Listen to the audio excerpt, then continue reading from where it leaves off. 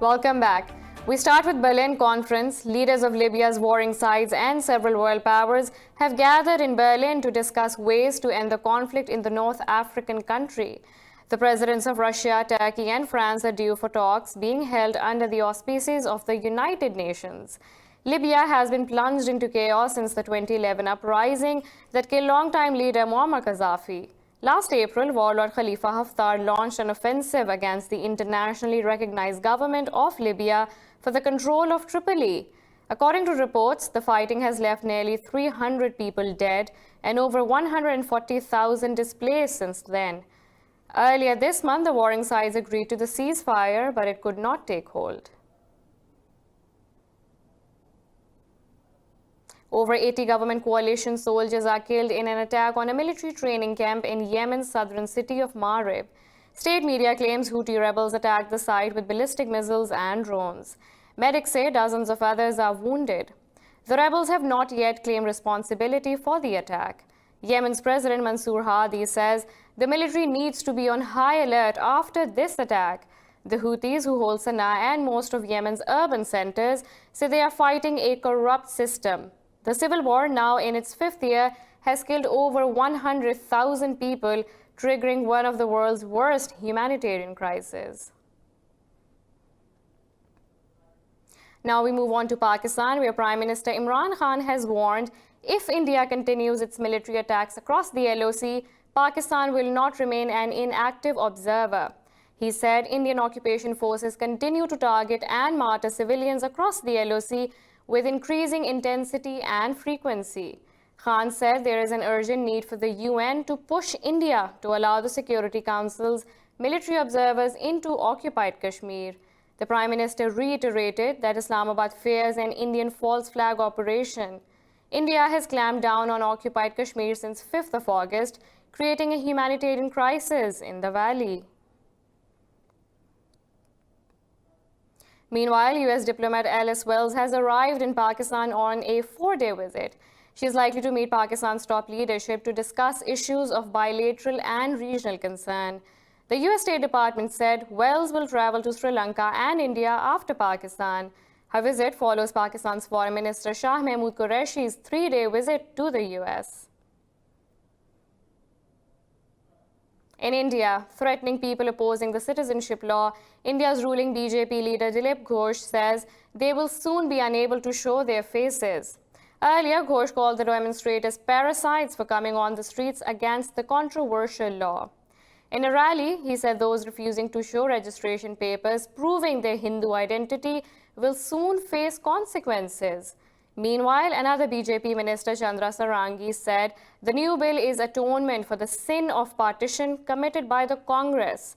In a rally, Sarangi said the Amendment Act should have been passed 70 years ago. Meanwhile, in India, women protesting in the capital city of New Delhi have slammed the BJP government's allegations of bribery. This follows allegations that women coming to the protest were being paid ₹500 per day. In order to refute the allegations, the protesters displayed posters that read, "No cash, no Paytm." Talking to media, the organizers said the protesters have been asked not to take money from anyone by any means. Protesters said they have gathered to protect 500 years of Indian heritage. They fear that if they don't raise their voices now, their children might be in danger in the future. The Shaheen Bagh sit-in has inspired nationwide rallies as similar demonstrators are being held in Bihar, Uttar Pradesh and Mumbai. In a related development, Bangladesh's Prime Minister Sheikh Hasina says India's Citizenship Amendment Act is unnecessary. Reacting to the law deemed discriminatory to Muslims, Hasina said New Delhi should review its stance. In an interview, Hasina said Dhaka cannot understand why the Indian government passed the act. The Prime Minister said people within India are facing many problems due to this development. Hasina said there has been no recorded reverse migration from India after the passing of this law. In Hong Kong, violence has broken out after thousands of demonstrators attempted to march through the city in defiance of a ban. Authorities have allowed protesters to demonstrate as long as participants stayed in one location. But the protest moved in defiance of prior warnings, prompting riot police to fire tear gas and arrest several people. The protest started in June last year against a bill allowing extradition to mainland China. The bill was withdrawn 3 months later, but demonstrations continue and now demand complete democracy. Meanwhile, in Lebanon, fresh clashes between police and protesters have wounded more than 400 people from both sides in the capital, Beirut. Police shot tear gas and water cannon to disperse the anti-government protesters who threw rocks at them. Clashes broke out after demonstrators tried to reach Parliament Square in Beirut. The Lebanese are protesting over delays in forming a new cabinet to address the country's economic crisis. Lebanon's President Michel Aoun has asked the army and security commanders to restore calm in central Beirut. Security forces said the situation in Beirut is under control after a night of violent clashes. The unrest stemmed from anger at corruption and the rising cost of living in October last year. King Abdullah II of Jordan has urged the Iraqi leadership for de-escalation of tensions in the Gulf region. In a letter to Iraqi President Barham Saleh and Prime Minister Adel Abdul Mahdi, he pledged full support for the cause. The Jordanian king emphasized the importance of maintaining Iraq's sovereignty. He said respecting Iraq's border is central to regional and international safety and security. During his meeting with his Iraqi counterpart, Muhammad Ali al-Hakim, Safadi said the region does not need a new war. Al-Hakim said Iraq has told the US and Iran frankly that it will not be anyone's proxy battlefield. In Iraq, hundreds of people rallied in Baghdad, sealing streets with burning tires and threatening further escalation unless their demands are met. Protests demanding an overhaul of the ruling systems have rocked the country since October,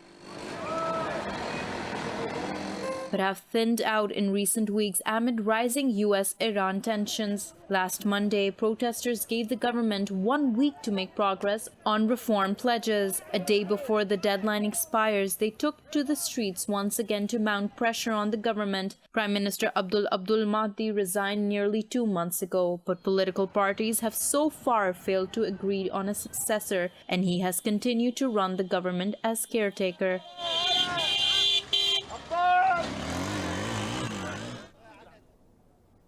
Tehran has begun returning the bodies of those killed in the Ukrainian flight PS-752 crashed to their home countries. Meanwhile, Iranian authorities say they have no plans to send the crashed passenger plane's black box abroad, saying they will examine it themselves. More in this report.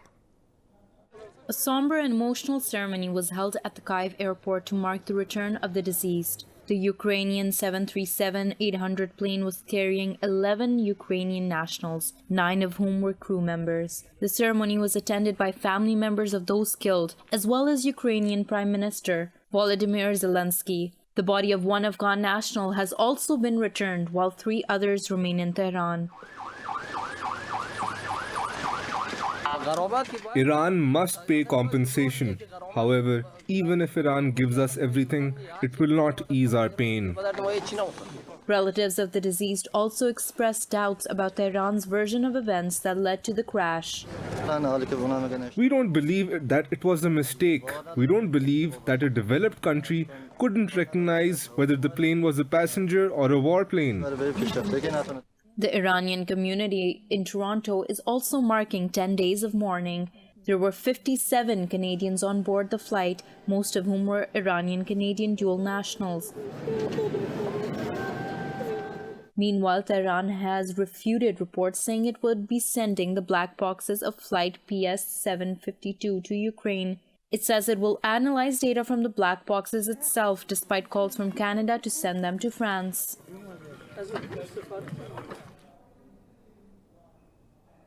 We have a lot more coming up right after this short break, so stay tuned.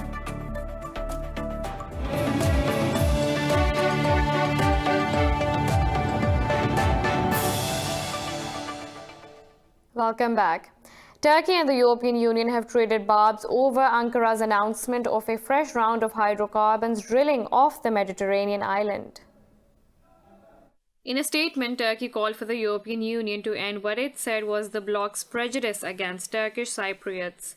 It said the bloc has remained silent since 2003 to the usurping of the country's and the Turkish Cypriot rights in the eastern Mediterranean. It added the EU must firstly end these policies under the guise of union solidarity, which shows double standards. Responding, EU Foreign Affairs spokesman Peter Sertano has said concrete steps are needed to create an environment conducive to dialogue. Stano regretted Turkey's intention to launch further exploration and drilling activities in the region. Cyprus internationally recognized government discovered offshore gas in 2011, but has been at loggerheads with Turkey over maritime zones around the island. On to the Americas now.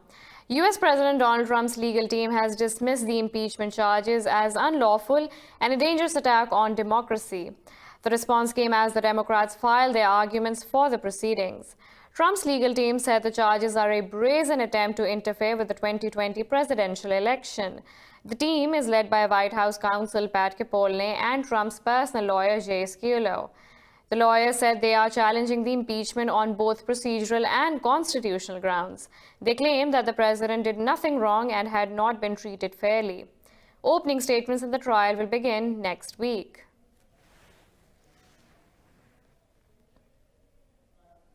Venezuela's President Nicolas Maduro says he is open to direct negotiations with the United States. In an interview published by a leading U.S. paper, Maduro said he was still comfortably in charge.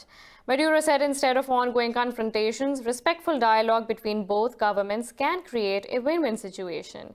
He said U.S. oil companies can benefit from Venezuela's oil if Washington were to lift sanctions. Maduro also expressed his willingness to talk with opposition leader Juan Guaido, but dismissed his central demand that he step down. The US and over 50 other countries recognize Guaido as the country's legitimate interim president. Despite crushing US sanctions, Maduro remains in power and is backed by Venezuela's military as well as Russia, China, and Cuba. Scuffles have broken out on the Guatemala-Mexico border as a group of several hundred migrants press forward to cross. Mostly Honduran migrants were pushed back by Mexican security forces. So, scores of people who entered Guatemala from Honduras have been arriving at the Mexican border. Guatemalan authorities say around 4,000 people have arrived in the country in the last few days. President Donald Trump has threatened to hurt Mexico and Central American countries economically if they allow large groups to reach the U.S. border. Mexican President Andrés Manuel López Obrador said he has held out the prospect of jobs for the migrants who want to stay.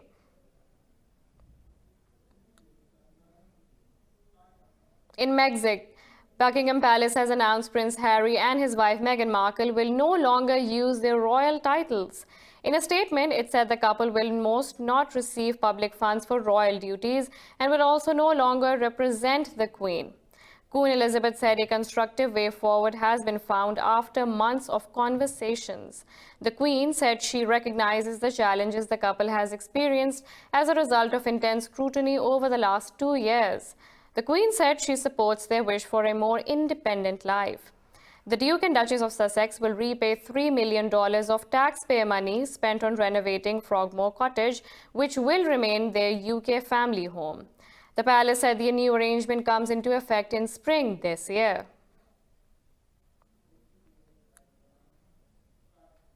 10 burnt corpses of indigenous musicians have been discovered in a vehicle in Mexico's southern Guerrero state. State prosecutor says the bodies were found in Xalapa municipality after someone called an emergency line. The prosecutor said the victims were aged between 15 and 42 and belonged to the Nahuas indigenous group. Officials blamed the Los Ardelos cartel for the attack. A regional indigenous leader said members of Sensequeon musical group were returning to Alcazan after a performance. Despite President Andrés Manuel Obrador's promise to root out violence, nearly 29,000 murders were reported last year. In Brazil, 6 people have died in floods and landslides triggered by torrential rains in southeastern Espírito Santo state. Firefighters said the victims were from the towns of Iconha and Alfredo Chaves. Officials said in just 24 hours, Alfredo Chavez recorded rainfall that it normally gets in the entire month of January. In the state, 2 elderly people died after a landslide engulfed their home in mud. Rescue officials said streets turned into rivers as raging muddy waters swept away the cars. Authorities said in Iconha, nearly all of the town's shops were destroyed.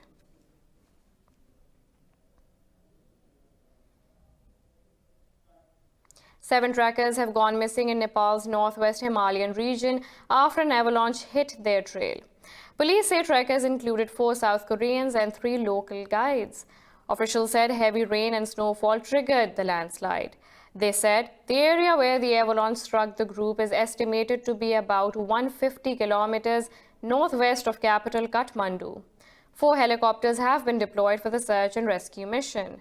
Officials say rough weather conditions are making the rescue operation difficult. 17 new cases of the mysterious new coronavirus have been reported in China. Health officials at the inland city of Wuhan said 3 patients are in severe condition, with 2 of them too critical to be moved. Officials say there are now 62 confirmed cases of the illness. Following WHO's warnings, airport authorities in the US are screening passengers from Wuhan. Similar measures are also being taken in Japan, Thailand, South Korea, Singapore, and Malaysia. 2 cases have also been reported in Thailand and 1 in Japan.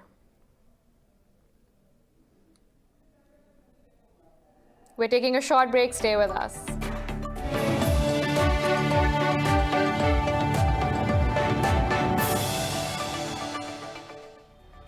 Welcome back. For the first time in months, the number of Australia's bushfires have dropped under 100 after heavy rainfall. The Bureau of Meteorology in Victoria has issued severe thunderstorm warnings for 3 days that could lead to flooding. Wet weather has also led to power cuts and road closures. Authorities say at least 14 fires are still burning in Victoria and 69 in New South Wales. States of Victoria, New South Wales, and Queensland are the country's popular tourist destinations. The Tourism Council says the damages to the industry have reached over $688 million. Prime Minister Scott Morrison said the government will channel $52 million from National Bushfire Recover Funds into the tourism industry. Tourism accounts for more than 3% of the country's annual economic output.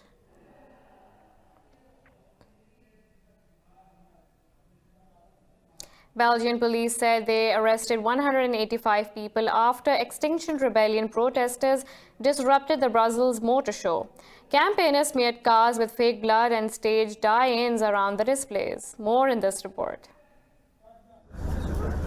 Some activists unfurled a banner reading "Stop CO2 emissions" at the main entry of the show, while others carried out protests at stands inside. A protester with his face covered in black oil chanted "Shell kills" before lying down opposite the oil and gas company's booth. The group said it had called the protest to correct the deceitful image the car industry portrays of itself. It has been called the show of lies because we no longer believe in the car industry to provide solutions to this ecological and climate crisis. It has lied in the past and will continue to lie to us if we do not stop it. Demonstrators were quickly taken away by police and security personnel after they briefly blocked access to the area. Later, demonstrators carried out a die-in outside the entrance and were also removed swiftly by the police without resisting arrest. The aim is really to enable citizens to say to themselves, we do not want to continue to be under pressure from the car industry, because what we need is another model of mobility that promotes a whole host of alternatives that are socially and ecologically just as well. According to the organizers of this show, over 500,000 people are expected to visit the 10-day car show, one of the largest of its kind in the country. In the Balkans, the use of coal and firewood to heat homes is raising local air pollution levels to dangerous levels. The UN says the contaminated atmosphere is causing 20% of premature deaths in 19 Western Balkan cities. More in this report. In recent weeks, Balkan capitals from Belgrade, Sarajevo to Skopje and Pristina have been ranked among the world's top 10 most polluted cities. As winter grips the Balkans, locals are heating their homes with coal and firewood, fueling a pollution crisis that is smothering the region. In cities like Sarajevo and Skopje, a circle of mountains helps trap in the hazardous fumes. People know the danger of lighting coal and wood, but they have no other option. We lose 5,500 lives every year. Every citizen suffers because of this air. Everyone suffers, except politicians who ignore it. The frustration is mounting as toxic smoke shrouds the Balkans. People say the use of coal for urban heating seems prehistoric and they should have a more modern alternative. I avoid going out in the city. The pollution is enormous. A lot of cars, everything is dirty, grey, depressing. When you come up here, everything is different. A resident of Bosnia adds the children have to be kept locked up inside because of the disaster. The children are currently on holiday, but when you go out on the streets, in the playgrounds, you won't see them anywhere. They are forced to spend their holidays in the house, locked up. Over 60% of the people in Balkan states rely on coal and firewood to heat their homes. The UN says air pollution is behind nearly 20% of premature deaths in 19 Western Balkan cities. In a report, the world body said governments in Balkans need to make clean energy more accessible, ban polluting vehicles, and tighten industrial emission regulations. Coffee farmers in the Philippines fear for their harvests after the Taal volcano eruption. They say as much as 50% of the harvest could be lost over the next 2 years. Meanwhile, there are fears that another eruption could be right around the corner. Even though her coffee plantation is covered in ash, farmer Olivia Lansing still expects a sizable harvest this year. It's the 2 years after that which she's worried about. So for this month, January, we're about to harvest this. But because there are no more flowers, which will be the fruits for the next harvest season, no more leaves, they're falling off. So maybe approximately 10% for this season will be lost. But for the next 2 years, it will be like approximately 50% will be lost. Coffee was introduced to the city of Amadeo by the Spanish centuries ago. Today, it's the Philippines' caffeine capital, but the devastation unleashed by the Taal volcano could prove disastrous for the local industry. These trees still have some berries left, so we might still be able to sell coffee. But next year, there won't be any left because it needs to recover. It would be better if they survive, but if they don't, it will have a big impact on us because you will need to do a lot of work and a lot of capital will have to be invested to replant them. In an attempt to mitigate the situation, the government has introduced new subsidies for coffee makers and provide them with extra plants. But this will do little for the next 2 years' harvest. Volcanic ash has caused over $60 million in damage to crops, livestock and fish farms, based on data from Indonesia's Agriculture Department.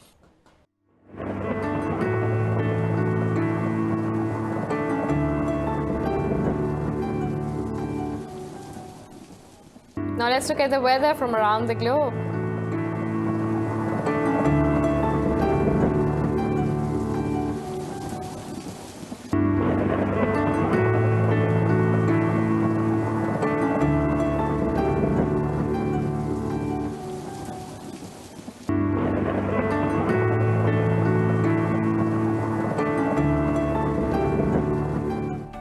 This is all for now. For the latest updates, you can follow us on social media at indus.news.